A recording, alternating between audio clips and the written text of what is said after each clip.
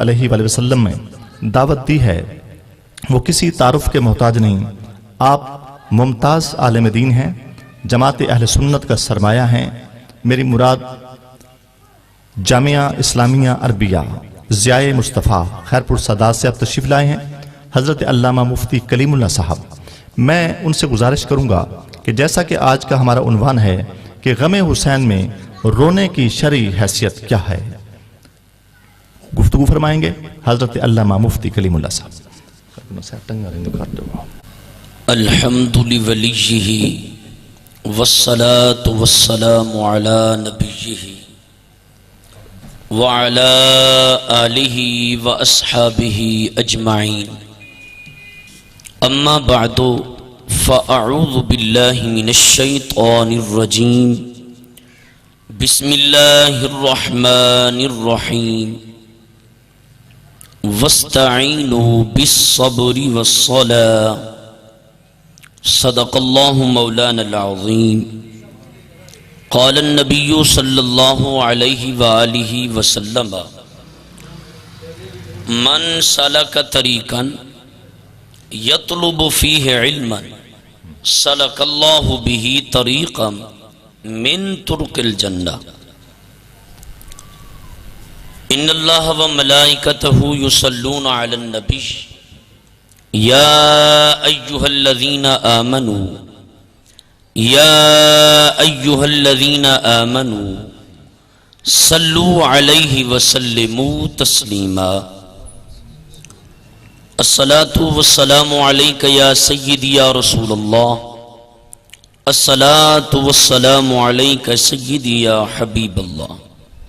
عزیزان گرامی، حمد و ثنا کے بعد تمام تعریفیں اللہ رب العزت کے لیے، اور تمام درود و سلام پیارے آقا کریم صلی اللہ علیہ وآلہ وسلم کے دربار گوہر بار میں پیش کرنے کے بعد عقیدت، محبت، مودت کا تحفہ سید الشہداء امام علی مقام کی بارگاہ میں پیش کرتے ہیں،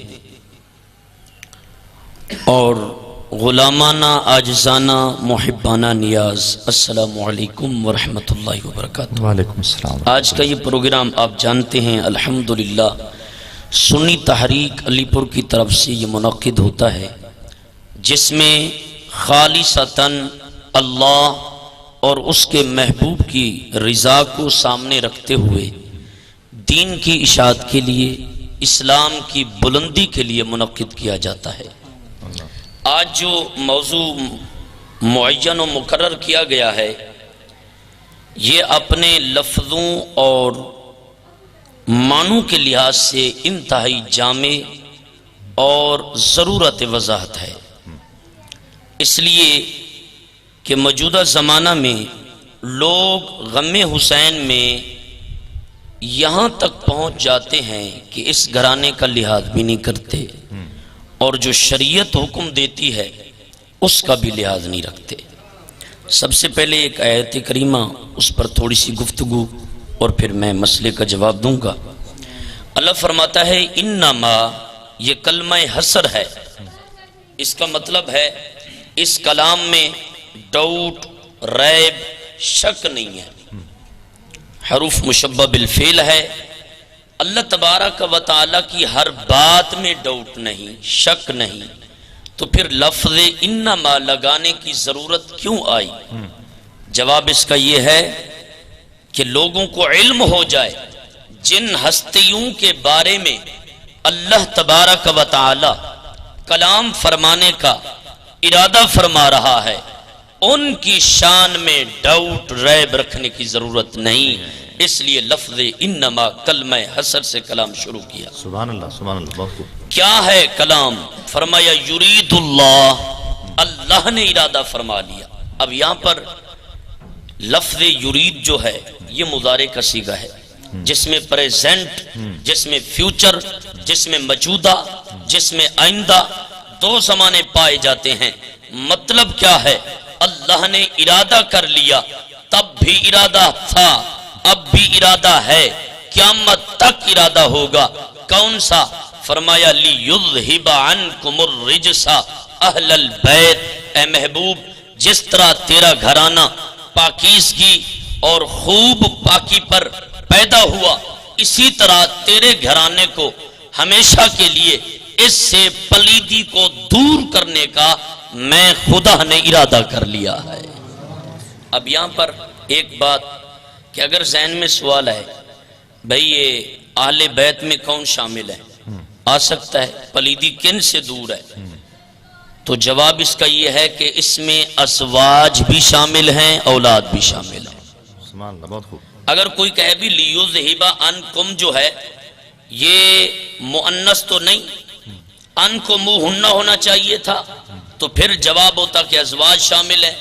تو ان کے لیے جواب یہ ہے کہ پیچھے سیاق و سباق دیکھو، قرآن پاک میں سیاق و سباق کیا ہے؟ اس آیت کریمہ سے پہلے ازواج کا ذکر ہے اور انکم جو ہے یہ جمع کے لیے استعمال ہے، تو مطلب کیا ہے؟ اولاد بھی شامل ہے، ازواج بھی شامل ہے۔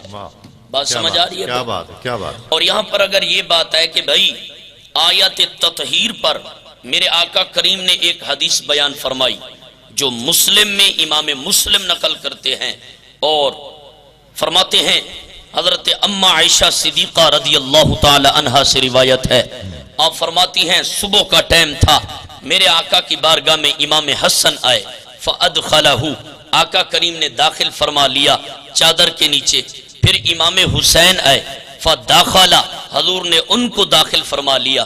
یہاں پر قبلہ شاہ صاحب کی خدمت میں عرض ہے، ایک ہے ادخلہ، ایک ہے داخلہ۔ جو ادخلہ ہے اس میں دخول اختیار پر مبنی نہیں، جس کو ادخلہ کا کلام لازم ہو رہا ہو اس میں داخل ہونا اپنی مرضی پر نہیں، مالک داخل کرے تو پھر ادخلہ کا معنی مصداق مکمل ہوتا ہے۔ جو داخلہ ہے اس میں داخل کرنا داخل کرنے والے کی مرضی پر نہیں، جو داخل ہو رہا ہے وہ چاہے داخل ہو جائے، اسے مرضی کی یا کسی کی اجازت کی ضرورت نہیں۔ تو یوں چلتا ہے کہ آقا کریم نے امام حسن کو خود داخل کیا، سیدہ کو خود داخل کیا، مولا کائنات کو خود داخل کیا۔ جب مولا حسین تشریف لائے تو داخل نہیں کیا، خود داخل ہو گئے۔ لگتا ہے حکم تھا حسین کے لیے نماز ہو تو اجازت کی ضرورت نہیں، داخل ہو جایا کرو، وہی زمانہ ہو تو اجازت کی ضرورت نہیں، داخل ہو جایا کرو۔ جے چادر کے نیچے آنا ہے تو داخل کی ضرورت نہیں، خود داخل ہو جایا کرو، اجازت کی ضرورت نہیں، خود داخل ہو جایا کرو۔ تو پتہ چلتا ہے کہ یہ خصوصیت ہے سید الشہداء امام علی مقام کی۔ یہاں پر میں جو بات کرنا چاہتا ہوں میرے بھائیوں وہ یہ ہے کہ آقا کریم نے جب ان نفوس قدسیہ، ان ذوات قدسیہ کو داخل فرمایا تو اب حضرت ام سلمہ نبی پاک صلی اللہ علیہ وسلم کی زوجہ ہے، وہ کہتی ہیں یا رسول اللہ میں آ جاؤں؟ حضور فرماتے ہیں انت خیر، تو بہتر ہے، انت خیر، تو بہتر ہے۔ تو اس حدیث سے اگر ذہن میں سوال آئے بھائی اگر آیت تطہیر میں ازواج شامل ہیں تو آقا کریم کی زوجہ ام سلمہ رضی اللہ تعالی عنہا ارشاد عرض کر رہی ہیں حضور میں آ جاؤں؟ نبی فرماتے ہیں انت خیر، تو اپنے مقام پہ بہتر ہے۔ تو اس کا مطلب کیا ہے؟ یہی ہے کہ اس میں صرف اولاد شامل ہے؟